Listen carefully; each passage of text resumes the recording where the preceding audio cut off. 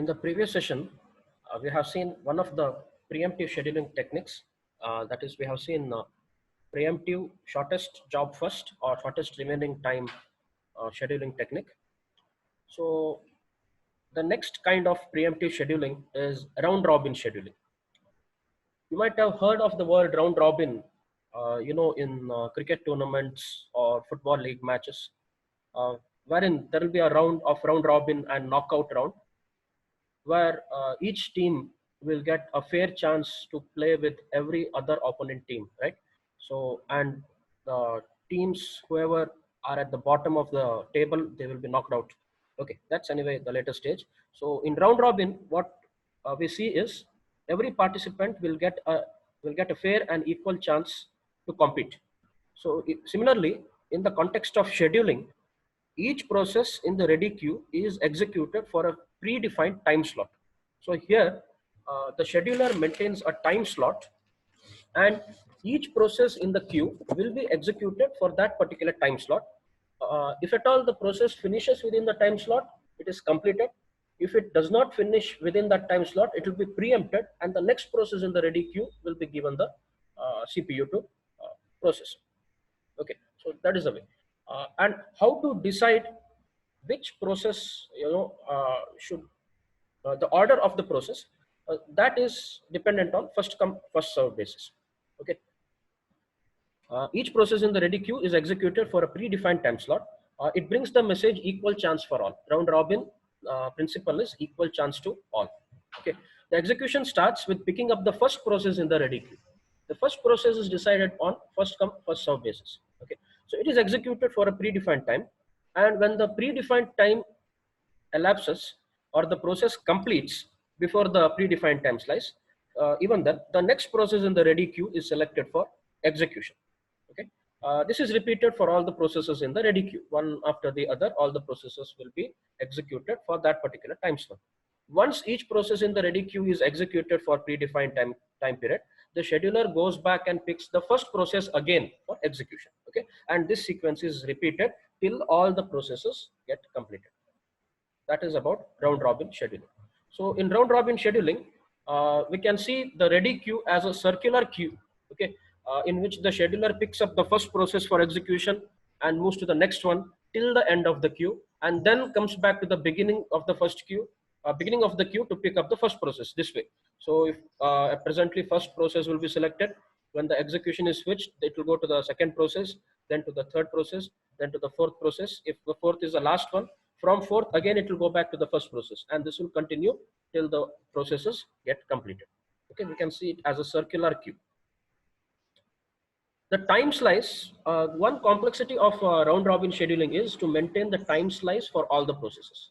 Okay, the time slice, it is provided by the timer tick feature of the time management unit. We have seen the timer tick or time management when we have discussed real-time kernel. So this time slice is kernel dependent, and it varies in the order of few microseconds to milliseconds, depending on which operating system and which kernel you are using. Round robin scheduling ensures that every process gets a fixed amount of CPU time for execution. When the process gets its fixed time for execution, that is determined by the first come first serve policy. If a process terminates before the elapse of the time slice, the process releases the CPU voluntarily, and the next process in the queue is scheduled for execution by the scheduler. That means, suppose the time slice was 2 milliseconds and the process completes within 1 millisecond. In that case, after that 1 millisecond itself, the process completes and the CPU is relinquished or released by that process. And before that time slot itself, another time slot begins for the next process. Okay, so that's what we have in round robin scheduling. Just like we have seen an example from the previous scheduling technique, even for round robin scheduling, we will see an example wherein there are 3 processes in the system with the process IDs P1, P2, P3 with estimated completion time of 6, 4 and 2 milliseconds respectively. That means the completion time of P1 is 6 milliseconds, completion time of P2 is 4 milliseconds, and completion time of P3 is 2 milliseconds. They enter the ready queue together in the order P1, P2, P3. Why we have been given with the order in this cases? We need to go for first come first serve basis based on the order that they appear in the queue. First P1 has arrived, then P2 has arrived, then P3 has arrived.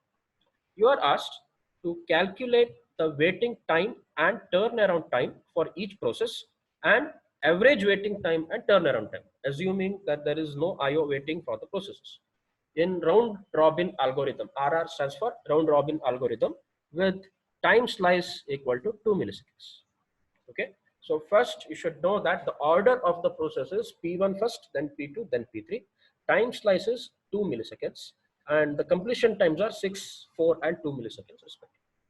So initially at 0 milliseconds, if you draw the ready queue, this will be the ready queue with P1 remaining time or execution time is 6 milliseconds, P2 4 milliseconds, P3 is 2 milliseconds. Obviously, the first process is P1. So at 0 milliseconds, P1 will be scheduled, right? At 0 milliseconds, P1 is scheduled. We know that the time slice is given as 2 milliseconds. So even though P1's completion or remaining time is 6 milliseconds, it will run only for 2 milliseconds because it is round robin scheduling. After 2 milliseconds, P1 will be preempted and the next process in the system, that is P2, will be scheduled. Okay. After 2 milliseconds, P2 is at the top of the queue with 4 milliseconds remaining time, P3 2 milliseconds. P1 is preempted. Okay, it has completed its 2 milliseconds. That's why 6 minus 2 is 4. Its remaining time is 4. But now the next process we have is P2 with 4 milliseconds. So P1 is preempted and P2 is scheduled.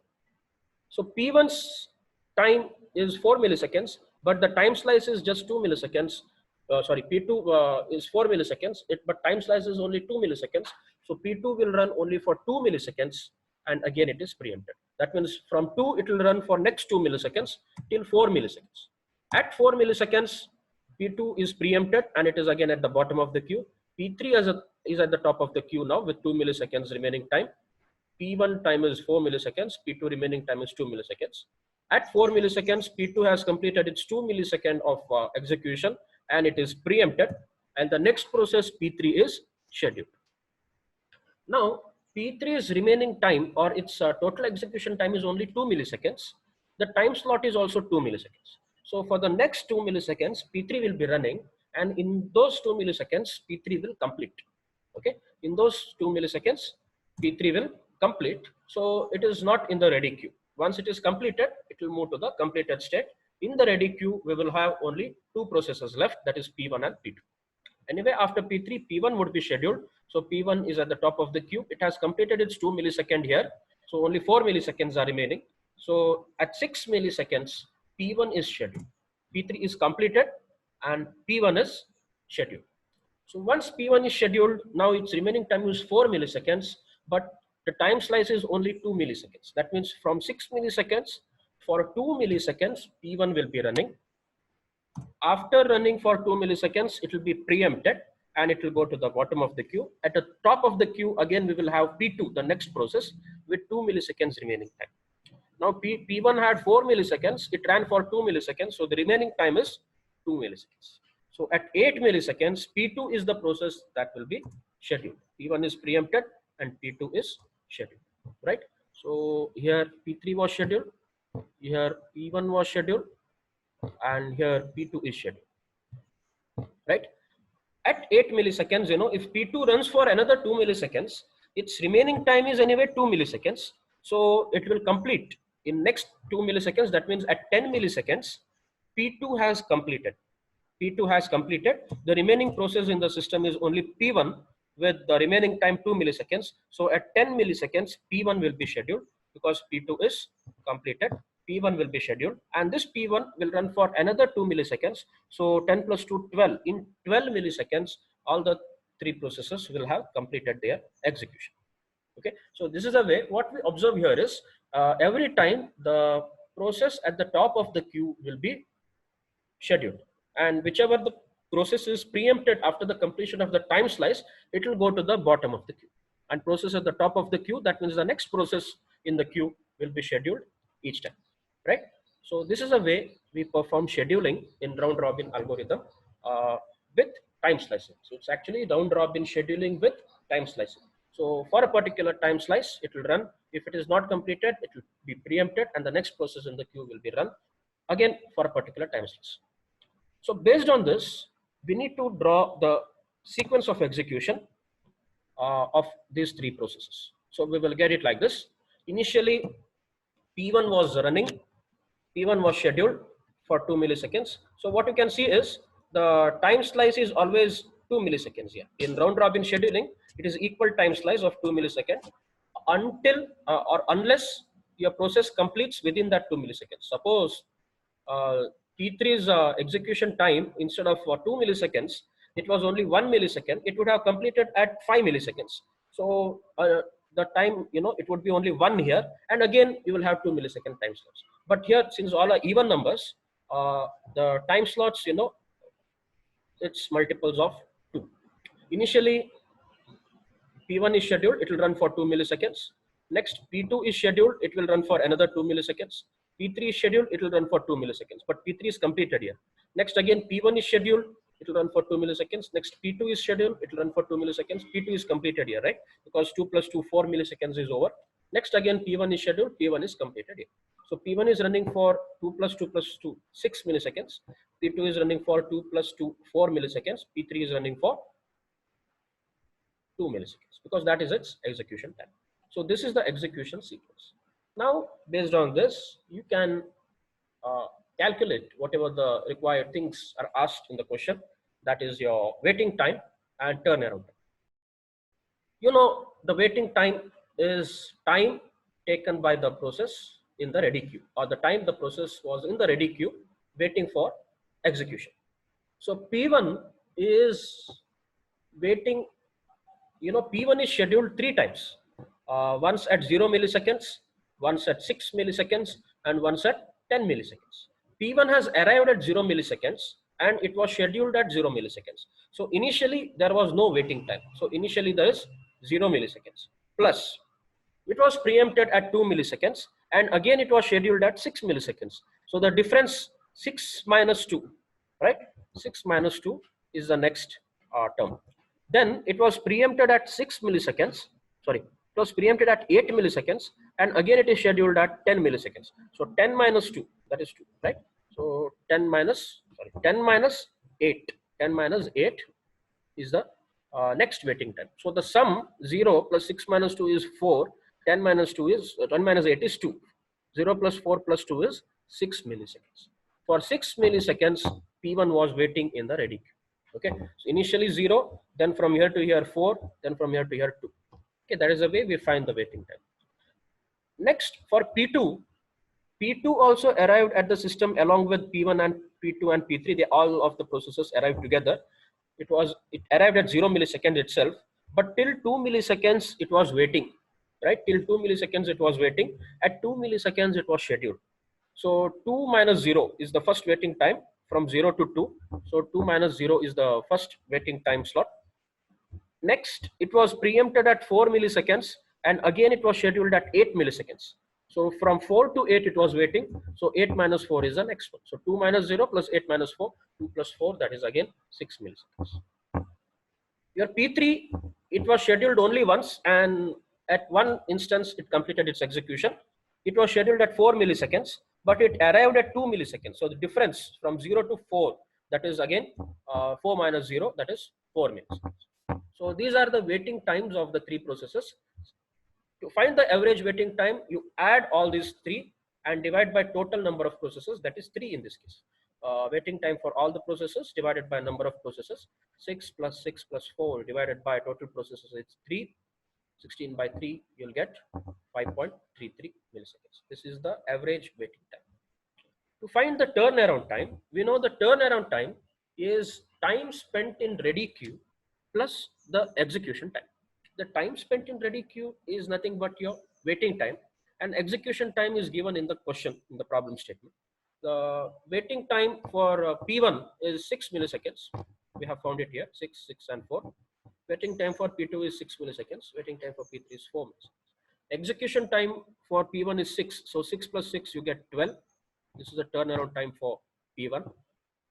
P2's waiting time is 6 milliseconds. Execution time given in the question is 4 milliseconds. So total comes to 10 milliseconds. P3's waiting time was 4 milliseconds. Execution time is 2 milliseconds. So total is 6 milliseconds. To find the average turnaround time, you should add all these 12 plus 10 plus 6 and divide by number of processes, that is 3, that is 28 by 3, you get 9.33 milliseconds. Okay, so that's about how to solve the problems in round robin schedule. Okay, the next kind of algorithm or the scheduling technique we have in preemptive scheduling is priority based scheduling. So in the previous two algorithms, we have not considered the priority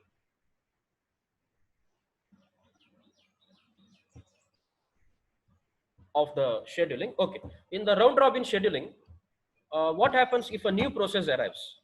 If a new process arrives, it will be it will be put at the end of the queue.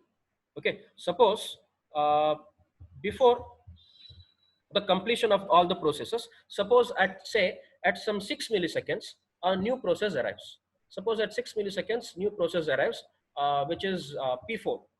Okay, so here at 6 milliseconds, what is the condition of the queue? At 6 milliseconds, P3 will complete its execution.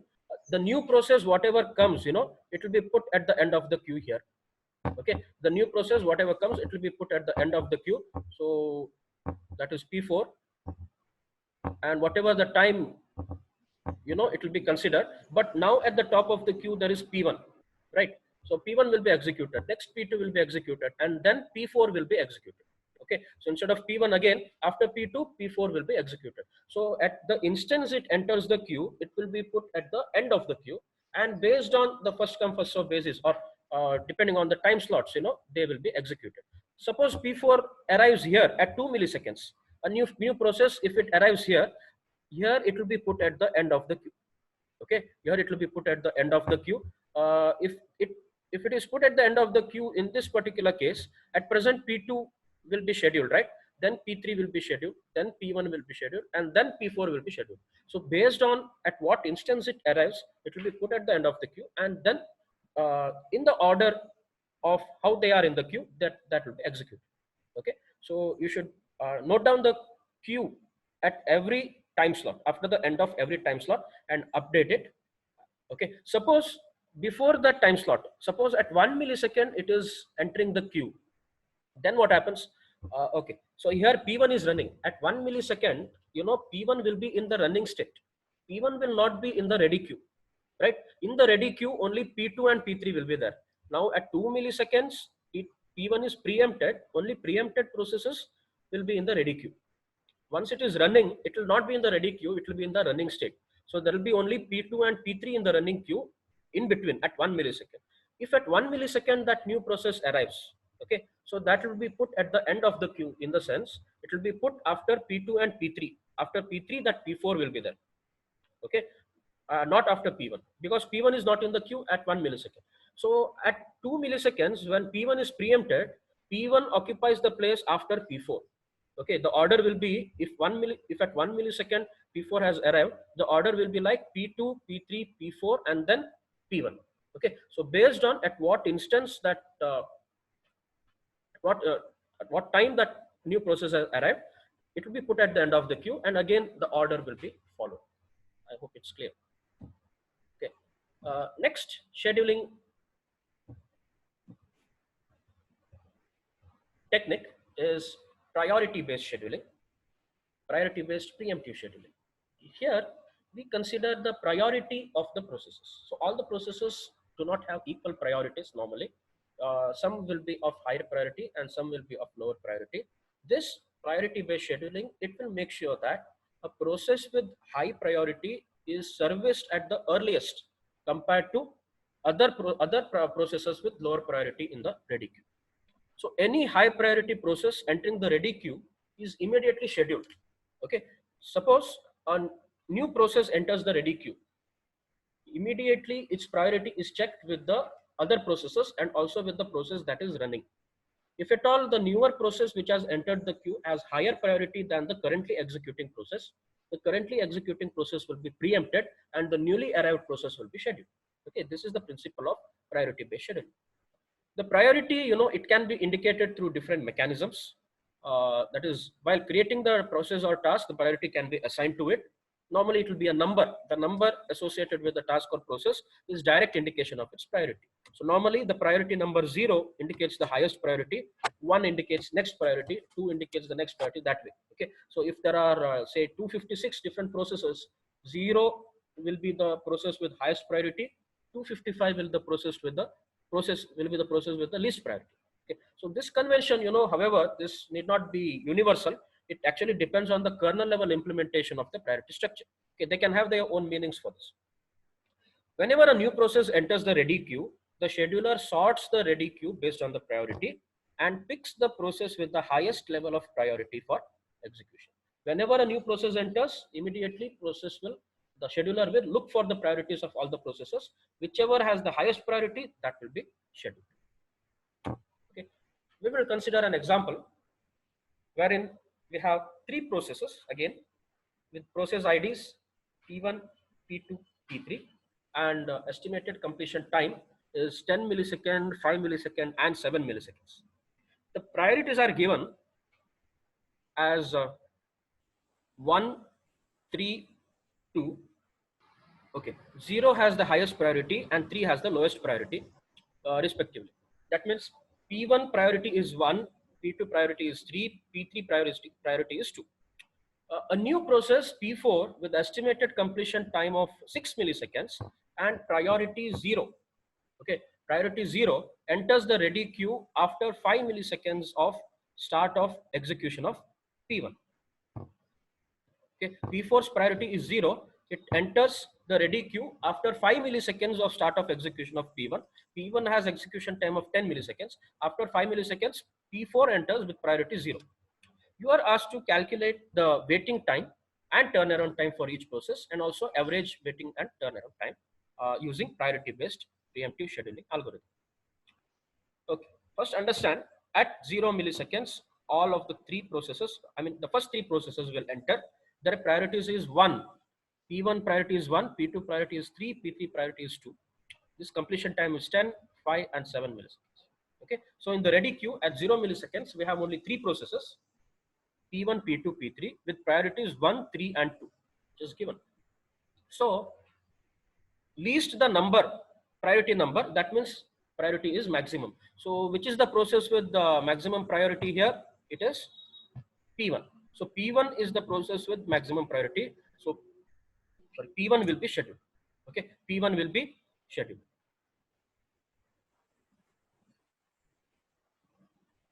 Now, till the next process arrives, P1 will be running. But since we are considering a static priority, the priorities are not changing in between. Okay, so once P1 is scheduled, it would be running if at all no other process will enter the queue, because the other processes in the system are having lower priorities than P1, right?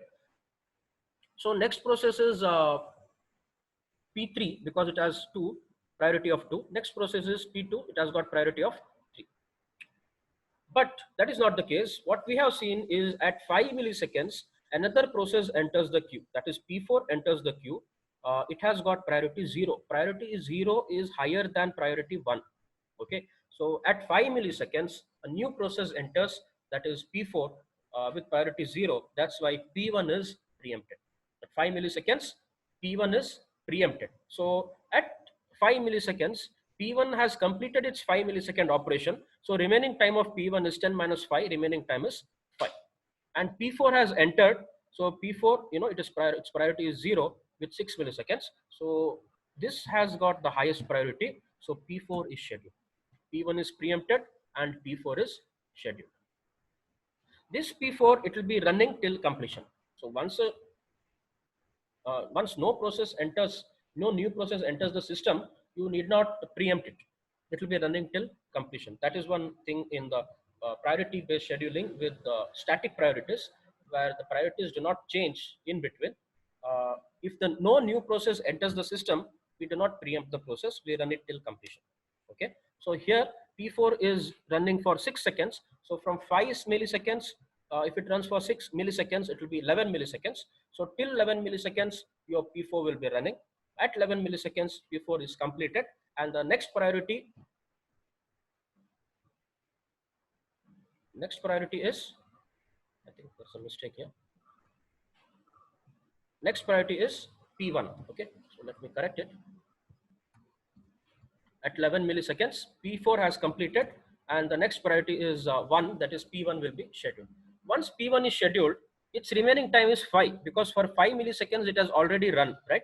It will run for another 5 milliseconds, from 11 milliseconds till 5 milliseconds. That means till 16 milliseconds it will be running. So at 16 milliseconds, P1 is completed and it is not in the queue now. The remaining processes are P2 and P3.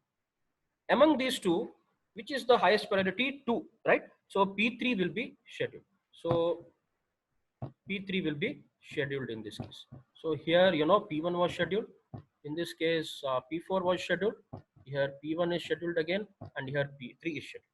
So here P1 is completed and P3 is scheduled. So once P3 is scheduled, it will run till 7 milliseconds. From 16 plus 7, that is still 23 milliseconds, P3 will be running. At 23 milliseconds, P3 is completed, and the remaining process is P2. So P2 will be scheduled. Okay, so this is the way we go for priority based scheduling, wherein whenever a new process enters the queue, the lower priority process is preempted, and if the newer process has higher priority, that will be scheduled. Okay, this will run, this will go up to 23 plus 5, that is still 28 milliseconds. So we have this sequence, execution sequence till 28 milliseconds. Initially P1 was scheduled, right? So it will run for 5 milliseconds. So from 0 to 5, P1 is running. At 5, P4 has arrived with the higher priority, so P4 is scheduled. Its execution time is 6 milliseconds, so till 11 milliseconds, P4 is running. Next priority is P1. So for 5 milliseconds, it has already completed. Other 5 milliseconds, it will complete here, right? So till 16, P1 is running. At 16, P3 is scheduled. So P3 runs for 7 milliseconds. At 23 milliseconds, P2 is scheduled. It will run for another 5 milliseconds. So at 28 milliseconds, all the 4 processes have completed their operation. You are asked to find the waiting time and turnaround time. The waiting time, P1 is scheduled 2 times, once at 0 milliseconds, once at 11 milliseconds. At 0 milliseconds, it has just arrived and it was scheduled. So waiting time there is 0. At 5 milliseconds, it was preempted, and at 11 milliseconds, it is again scheduled. So there is another waiting time from 5 to 11 milliseconds. So 11 minus 5. So total is 0 plus 6, that is 6. P4 arrived at 5 milliseconds. Since it was the highest priority task, it got scheduled at 5 milliseconds itself. It did not wait. So waiting time is 0. P2, P3 arrived at 0 milliseconds, but it was scheduled at 16 milliseconds. So the waiting time is 16 milliseconds. P2 arrived at 0 milliseconds, but it was scheduled at 23 milliseconds. So the waiting time is 23 milliseconds. So if you want to find the average, you have to add all this and divide by 4. So you will get 11.25 milliseconds. Okay. Then to get the turnaround time is the time spent in the ready queue plus the execution time. The time spent in the ready queue is nothing but the waiting time. So P1 waiting time was 6 milliseconds, plus the execution time was 10 milliseconds. The sum is 16 milliseconds. P4 waiting time is 0 milliseconds. Execution time, from the problem, it is 6 milliseconds. So the sum is 6 milliseconds. P3 waiting time is 16 milliseconds. Execution time is 7. So sum 23 milliseconds. P2 waiting time is 23 milliseconds. Execution time is 5 milliseconds. So the total is 28 milliseconds. Okay. To find the average turnaround time, you got to add all these 4 and divide by 4. So you will get this as 18.25 milliseconds. Okay. So this is the way you have to solve these problems with scheduling. So we have seen all the 3 cases, that is preemptive shortest job first or shortest remaining time scheduling, then round robin scheduling, and priority based scheduling. So one of the problems from any of these is a fixed question in the exam. So please practice these problems.